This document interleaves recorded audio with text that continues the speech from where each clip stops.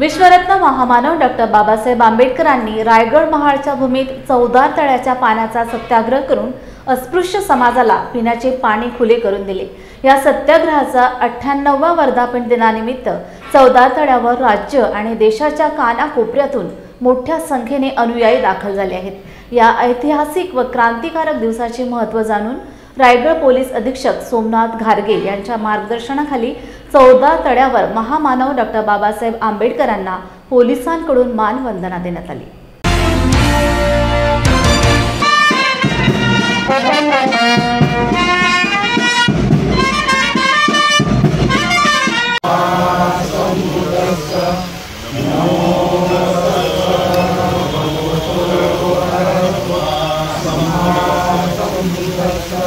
महाडच्या सर्व जनतेला किंवा महाराष्ट्रातून आलेल्या सर्व आंबेडकरी जनतेला मी अभिवादन करतो। आज या 14 तळ्याचा 98वा वर्धापन दिन आज तुम्ही पाहताय अत्यंत जल्लोषात देशात साजरा होतो। बाबासाहेबांनी केलेली क्रांती ही लोक आजही त्याचं आठवण या ठिकाणी दाखवत आहेत। त्यांची ज्या काही आठवणी त्याला आणखीन आम्ही उजाळा देण्याचा प्रयत्न करू। तुम्ही पाहिलं असेल गेल्या 3 वर्षापूर्वी भरत गोगावलेने एकनाथ शिंदे साहेबांना सांगून तो मानवंदना आपण सुरू केली। आत्ताच त्यांच्याबरोबर चर्चा झाल्यानंतर ह्या 14 तळ्यामध्ये आपण एक फिल्टरेशन प्लांट लावतो जेणेकरून हे पाणी हे पिण्याजोगं झालं पाहिजे। आज जर पाहिलं तर त्याच्यामध्ये ते पिण्याजोगं पाणी नाही आहे। आणि दुसरी महत्त्वाची गोष्ट, आज सामाजिक न्यायमंत्री म्हणून या ठिकाणी आलेलं आहे। जरूर मला अभिमान आहे की मला या कार्यक्रमामध्ये संबंधित करता सहभागी होता आलं।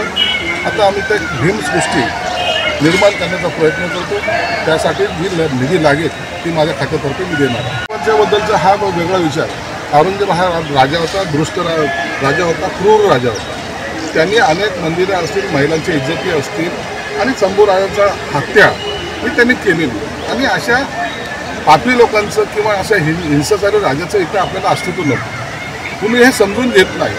अमेरिकेने लादेनला मारलं की नाही मारलं, का मारलं त्याला, आणि उचलून त्याला कुठं टाकलं, समुद्रामध्ये टाकलं। त्याची कुठं कबर दिसते तुम्हाला? आता हे कसाब याला फाशी दिली, मुसलमानांनी सुद्धा त्याला विरोध केलेला आहे की ती कबरसुद्धा आमच्याकडे नको। हेच धोरण मुसलमानाचं सुद्धा या ठिकाणी आहे। तुम्ही पाहत असाल कोणीही त्यांना सपोर्ट करत नाही। म्हणून आम्हाला औरंगजेबाची कबर इथं नको अशी मागणी आम्ही स्वतः केलेली आहे आणि याचा लढा अनेक वर्षापासून चाललेला आहे। काही समाजकंटक आणि काही विरोधी जाणून बुजून याला हवा देत आहेत, जातीय तेढ निर्माण करत आहेत, परंतु त्याचा बंदोबस्त सरकार करणार।